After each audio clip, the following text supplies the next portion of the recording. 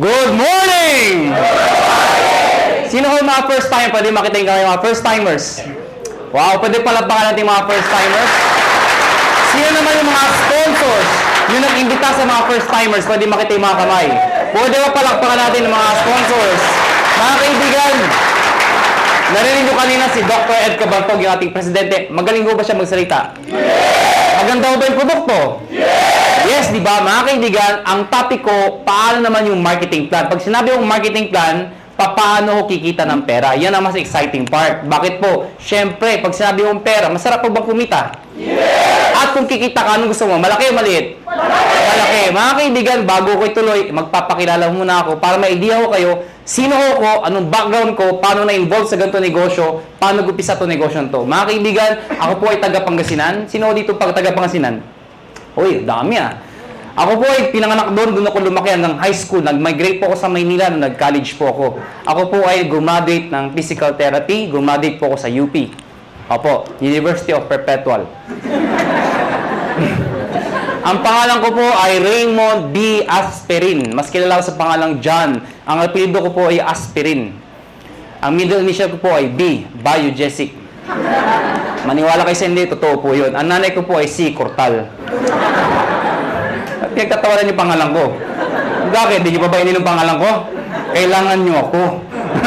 So mga kaibigan, 1998, graduating student po ako. Ako po ay naimbita sa isang kumpanya. Hindi ko nababagat yung pangalan ng kumpanya. Ganito rin ho yun. Hindi ko alam kung anong seminar. Basta sabi sa akin, sponsor ko, sumama ka, sumama ka. Bakit? Basta sumama ka. Eh ako naman, sama na sabi. Sige, sama. Umaten ako ng seminar, gantong-ganto ho. Marami hong tao, punong-puno. Kaya lang, kakaiba ho yung culture. Bakit po mga kaibigan? Parang kanina. Di ba yung mga members na o yung mga nag-imbita sa inyo, kakaiba, di ba? Di ba? Eh, baka basta mo ito, meron dito. Di ba? Kaya tapos pinag-uusapan siya, gusto yumaman kami! So, sa madaling salita, ang dating ho sa akin, lokohan, hindi ho totoo. To cut the long story short, hindi ho ako nag-join. Eh, bakit ako na-involve? Paano ako napasali? Simple lang ho. Yung tao na imbita ho sa akin, kaklase ko, babae, siya ho tumuloy. Ako hindi. Pero hindi ko makakalimutan ito nangyari sa amin. July of 1998, unang check-in tinanggap ng classmate ko babae, 1,100 pesos. Check ho, excited. Tingnan mo, ginagansa mo, tingnan mo, tingnan mo, 1,000. Sabi sa akin, lalaki, yung mata lumalaki, lalaki. Sabi ko, malaki pa yung sweldo ng katulong eh. So sabi ko sa kanya, sige, tumumig ka, lumaki ka, bahala ka, sabi ko.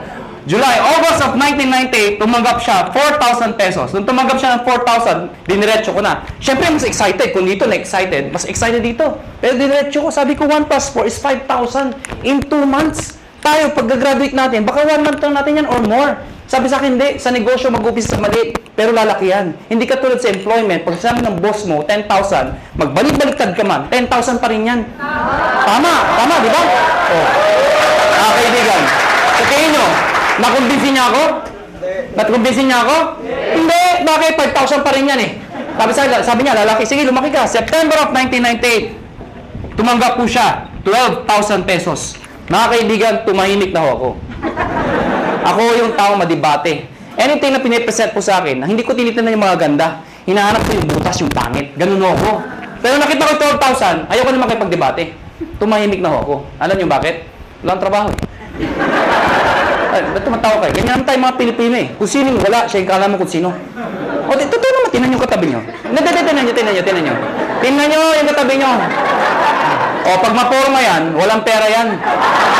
Yan ang Pilipino. Puro dating, wala namang datong. O, lalo yung may mga nakasabit dito, maniwala kayo sa akin, peke yan. O, teka lang, baka may tinatamaan ho, ano. Kung tinatamaan ho kayo, please lang ho, wag ho kayo ma-offend. Hindi ko trabaho mang-offend. Dahil hindi naman ho kayo pinapatamaan ko. Yung katabi nyo. Mga kaibigan, 12,000, part-time estudyante. Malaki maliit? Sali ako hindi? Sali, hindi. Alam mo bakit? Balik-balik rin mo man to. Pati na-explain ko, sales pa rin ho ito. At ang prinsipyo ng sales, nobody gets paid when there's nothing sold. Nakikita ka lang pag may benta. Ang sabi ko sa kanya, next month, wala ka maimbita. Wala ka mabentahan. May kita ka, wala. Sabi sa akin, wala. Kita mo na, unreliable income. Hindi ka sure. Hindi ka tulad pagka tayo naghanap ng trabaho pag graduate natin. Pumasok ka lang, 15 at 30, sure, may sweldo ka. Siya tumuloy. Ako hindi. October of 1998, mga kaibigan, dito ako nagbago lahat. tumaga po siya. 52,000 pesos. Mga kaibigan, hindi ho kumukhang pera. Pero gusto ko ho ng pera. Huwag na ho tayo magpaka-plastic-plastic pa. Mga kaibigan, iba ang may pera. Galing po ko sa hirap. Hindi naman ho ko dukha o hampas lupa. Ano? O ito yung mayaman, ito yung mahirap, ito yung gitna, bawasan mo ng konti. Yan, ha? Naiintindihan niyo ba yung ganung buhay, ha? Ha? Hirap ho, medyo hirap. Mga kaibigan, kung nakita ko yung 50,000, alam mo yung pakiramdam na nakakamay ka ng pera? Alam mo bakit? Mga kaibigan, kaya ako nag-physical therapy. Dahil gusto kong kumita ng pera. Tingnan niyo maigi. Noong 1990s, mid of 90s, hindi man ho ang PT sa abroad.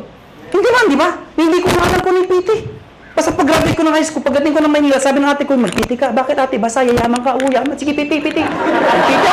Hindi ko alam kung trabaho ng PT. Nalaman ko ang PT nung gagraduate na ako. Doon ko nalaman trabaho namin. Taga-masahe ng tatanda. Ha? Ang mga kausap ko, Manong, kumusta kayo? Yan ang kausap ko, ha? Lakad po kayo. Daan ng ha? Mga kaibigan, may magagawa pa ba ako? Gagraduate na ako? Wala, tinanong ko na, gumagraduate naman ho ako. Ito problema ko pag-graduate ko. Hindi na in demand, nurse naman daw. Di ba nakakayos yung ganun? Araw ka lang pag-graduate ko, nurse na. Naipit ka sa gitna? O natatawa kayo bakit? Di ba ang daming nurse ngayon? O saan katuta ka nurse? In demand daw. O ngayon, dahil sa sobrang dami na nag-graduate ng nurse, nurse okay, huwag kayo offend. Ano? Napapansin lang ho natin to. Ang daming nurse. Bakit to? Pati nga doktor nag-nurse. Ay, di naman ho nakakahiya. Nakakatuwa lang siguro pakinggan. Dahil pag graduate yung doktor, di ba, sinteblado? Doc, congratulations. Nurse ka na. Ano itsura ng doktor? Yeah. Imagine mo, yung doktor tonton naging nurse. Bakit? Yun ho reality. If you're an ordinary person in the Philippines, you'd rather go abroad than stay in the Philippines. Tama ba ako? Totoo naman ho eh. Kaya mga kaibigan, nung nakita ko itong 52,000, sa isa lang sinabi ko, kung kaya niya, kaya ko. 1 year, ginawa ko yung business. Lahat ng kaibigan, barkada, kamag-anak, kaklase, lahat ng kakilala ko, inibit ako. Good news po, walang sumali. Matawa kayo. Tingnan ko kung may mabita kayo. Ang hirap-hirap kayo mag-imbita.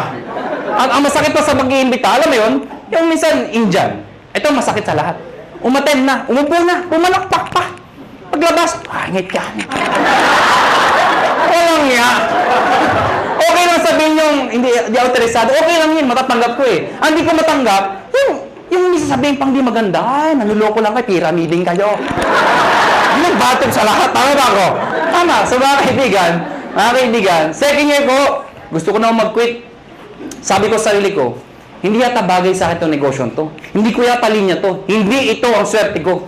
Kino-convince ko sarili ko na hindi na bagay, hindi para sa akin. So what happened? Kinausap ko yung kaklase ko, sabi ko, na babae, yung sponsor ko, mag-quit na ako. Ang sabi niya sa akin, sige, mag-quit ka. Hindi mo na natinag. Ano, bakit? Wala akong recruit eh. Mag-quit ka, 1 year ka na, wala ka naman ma-recruit. Sabi sa akin. Mga kaibigan, sabi niya sa akin, pag nag-quit ka, anong gagawin mo? Sagot ko, oo nga. No.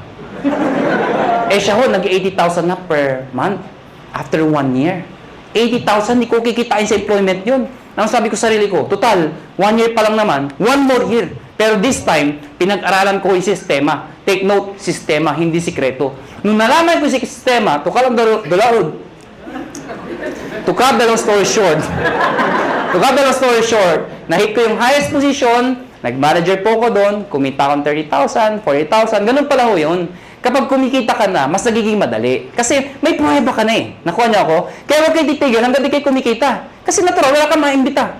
Pero sasabihin niyo sa akin, paano kami nag-imbita? Wala nga kaming kita.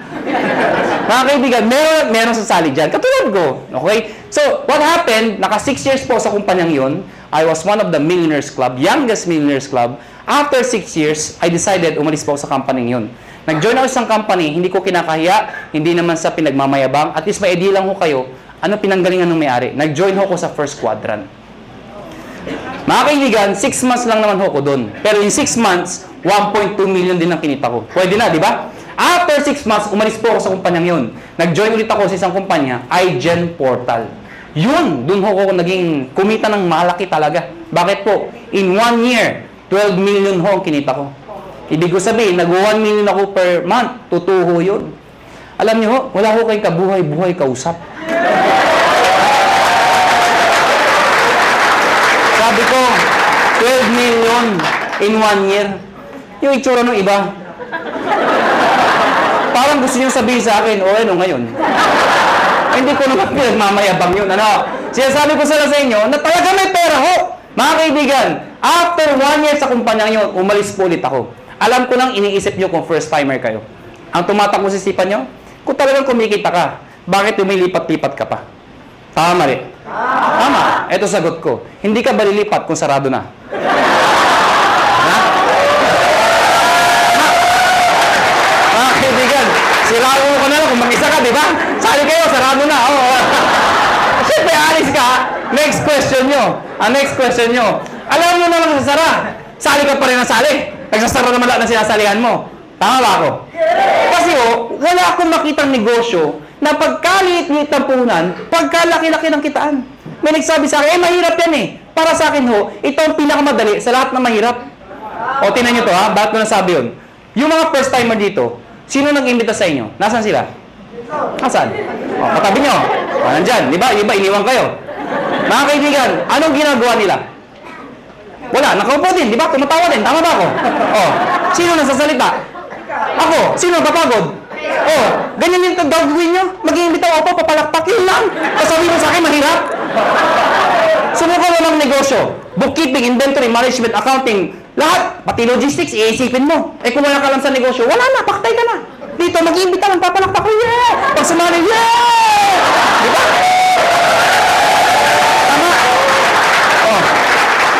Sabihin niyo sa akin, kung hindi sumali. O bakit? Ikaw ba nagbayad ng kuryente? Ikaw ba nagbayad ng sasalita? Ikaw ba nagbayad ng upa dito? Hindi naman Wala kang ginawa. Nakuha niyo ako. Mga kaibigan, August of 2008. Sorry, 2005. August of 2005. Kami mga may-ari we've decided. Convince kami may magandang negosyong to. Ang problema pag sinabi network marketing, sirang-sira na talaga sa Pilipinas. Hindi na dati masisisi. Sa sobrang dami ng lumabas sa kumpanya, they come and go. At ang masakit pa niyan, yung mga member doon sa ibang kumpanya, sumali ulit dito, pasali-sali-sali. Ano yung itsura ngayon? Isa lang sinasabi niya, sali ka dito, maganda to. After 1 year, sali ka dito, may bago, maganda din dito. After 1 year, sali ka ulit, may maganda, bago ulit dito. Ikaw, sali ka ng sali, wala naman napupuntahan, puro sarado lang.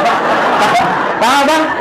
Ang masakit niyan, pag uwi ka sa bahay nyo, reaction ng mga kapitbahay, mga kamag-anak, yan naman si networking! Tama?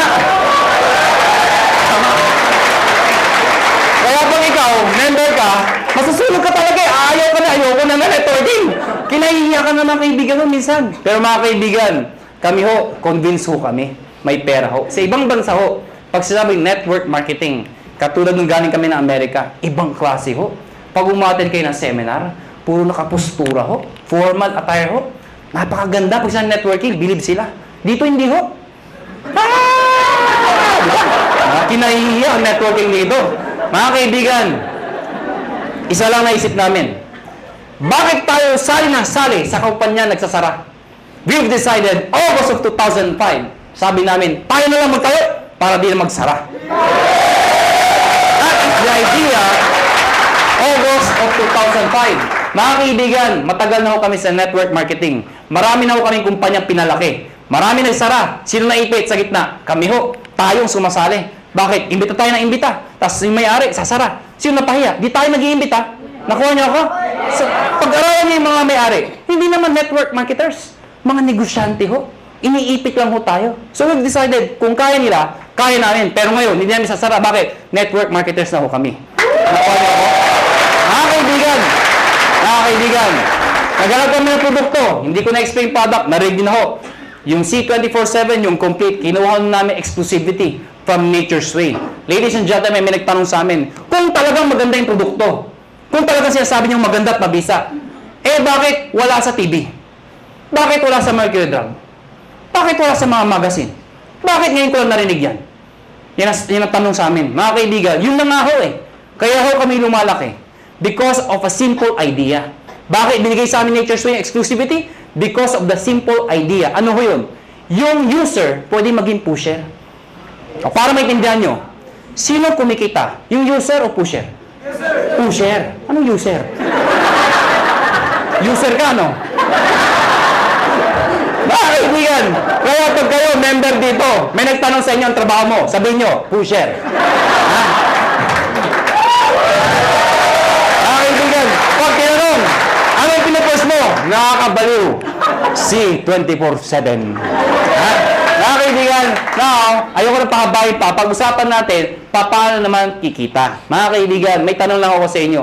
Sino ho dito ang gustong kumita ng pera? Pwede makita yung kamay. Maraming salamat po, maraming salamat. Alam, hindi ko alam bakit yung iba di nagtataas ng kamay. Hindi ko rin alam kung natanong na ito. Pero alam niyo ho, I've been doing this for the past 12 years. Isa lang ho sasabihin ko sa inyo.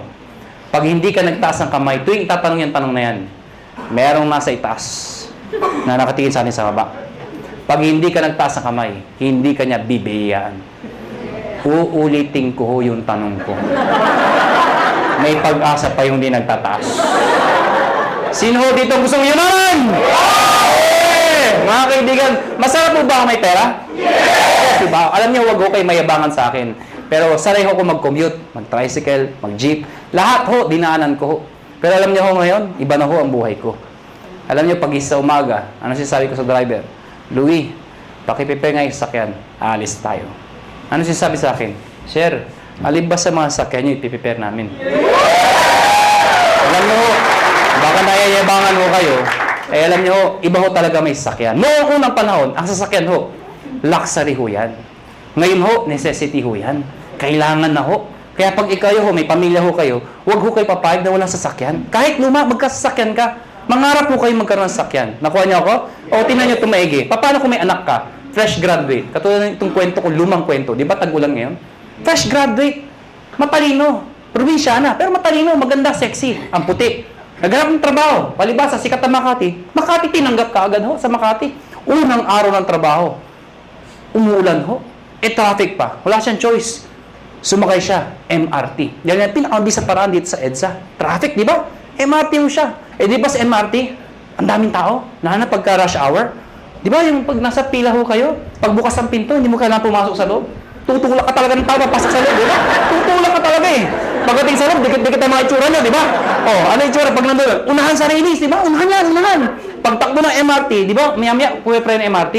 Pag pre ng MRT, babae maganda, may tumusok sa likod. Sinirip niya ngayon, may lalaki. Sabi niya, Manong, yan payong mo tumutusok. Galit na galit. Takbo ulit yung MRT. Pag pre ulit, may tumusok na naman. Manong, yan payong mo tumutusok. Yung lalaki, sabi, ang lalaki, alam mo, pag pre ng MRT, ay, grabe talaga, ang lakas, ay, Manong! Sinigaw ng babae. Yung lalaki, dali-daling bumaba. Sabi ng babae, wala naman payong. Ano yung tumusok?